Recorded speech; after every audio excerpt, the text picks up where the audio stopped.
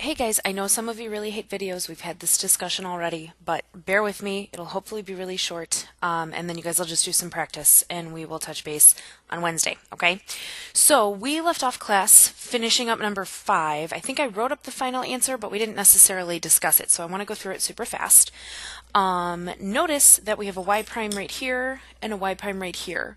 So anything that doesn't have y prime, I'm going to get to the other side because my goal here is to solve for y prime. So y prime x squared plus 2xy prime, those can stay. I'm going to subtract the 2xy over to the other side, and I'm going to subtract the y squared over to the other side.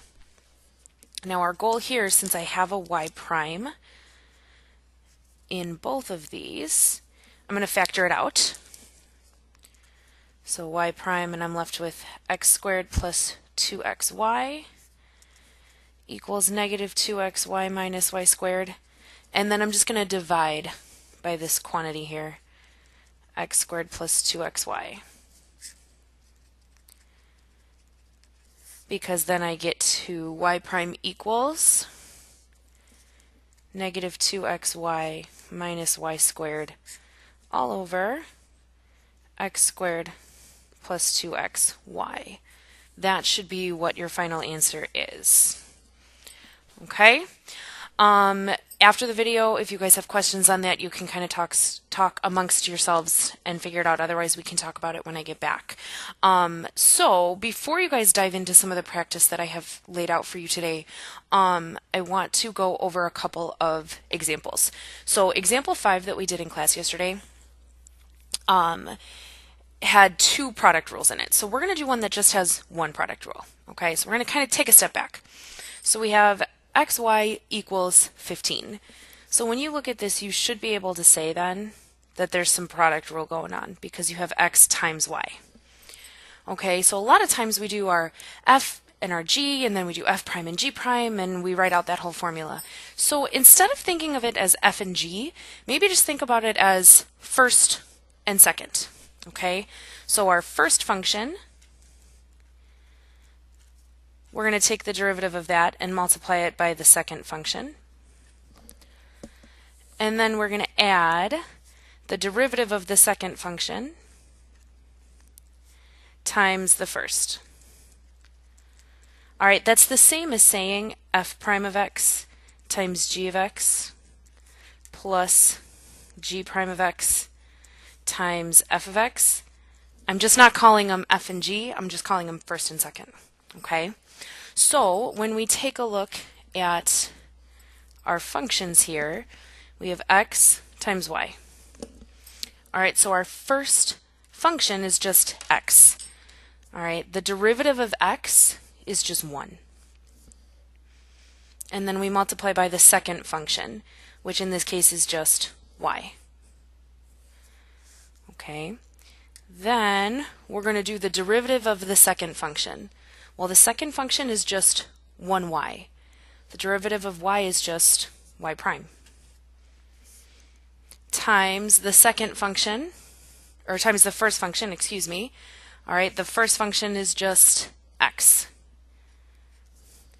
All right, so all I did was I did product rule here. I just didn't use f and g. I just called them first and second. Okay, and then we have equals, and we want to take the derivative of 15, so that would be 0.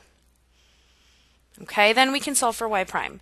So subtract y over to the other side, and then divide by x. We get y prime equals negative y over x. And that would be our final answer for that one. Okay, so you guys have to start kind of thinking of product rule in terms of derivative of the first times the second plus the derivative of the second times the first, instead of getting bogged down in the f prime and g prime and f and all of that, okay? So, hopefully that makes sense. Take a look at example 2. All right, example 2 does actually not have any product rule or quotient rule, but what it does have is it's got this 5 over x squared. So think back to when we first started taking derivatives. Anytime we had an x on the bottom, we brought it up to the top and made it a negative exponent. So this is really like saying 5x to the negative second equals 3y to the fourth. And then this is exactly like some of the ones that we did in class already. So if I want to take the derivative of 5x to the negative second, I drop the negative 2, and it becomes negative 10x, and I want to subtract 1, so it becomes negative 3. And then equals, I want to take the derivative of 3y to the fourth, so I do my normal power rule. I get 12y to the third, and then I just have to remember that because this one is a y, I need my y prime. And then just solve for y prime. So in this case, just divide by 12y to the third. And those ones cancel out. We'll get y prime equals negative 10 over 12. Hopefully you guys agree with me that that becomes negative 5 over 6. X to the negative third can drop down to the bottom and become x to the third. And then y to the third can stay on the bottom. So this is what your final answer looks like for example 2. All right, so anytime you've got those x's on the bottom, remember, just pop them up to the top and make them negative. And then remember your final answer, negative exponents, drop it like it's hot, and put it back down on the bottom. Cool? So you'll have some examples like that on the worksheet that you're going to get. And example 3 looks a little bit more like example 5 from class yesterday. Okay? You are going to take the derivative of each of these pieces and just add them all together. All right? So focus on the 3x squared first. We've got 3x squared. If we want to take the derivative of that, it's going to become 6x. That one's nice and easy. Nothing new about that. Derivative of 5y, so that's going to be 5 and then y prime. This right here is what's new. That's our new product rule. Okay? So again, let me zoom back out. Now I'm too close. There we go. Remember, it's going to be the derivative of the first times the second plus the derivative of the second times the first. All right, and first and second meaning first and second function. All right, so the derivative of the first function here is x. So the derivative of x is just 1. And then we multiply by the second function, which in this case is y,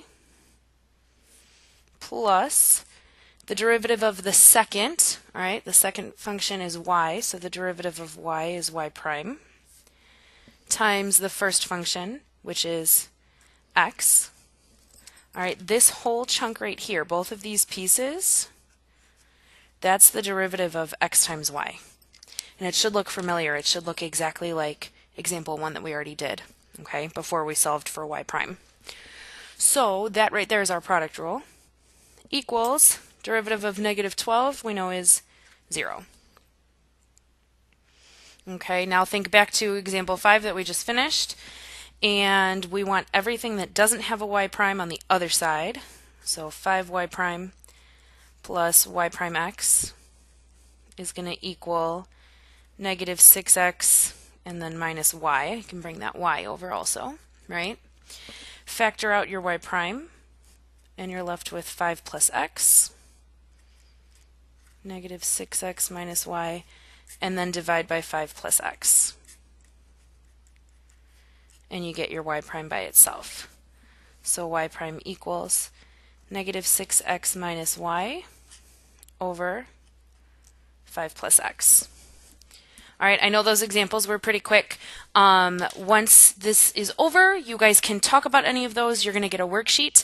I want you guys to work as much as you can on the worksheet. You are turning it in before you leave, so please make sure you give it to the substitute.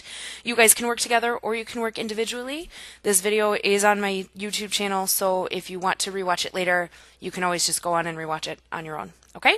I will see you guys on Wednesday. Please do your best. Bye!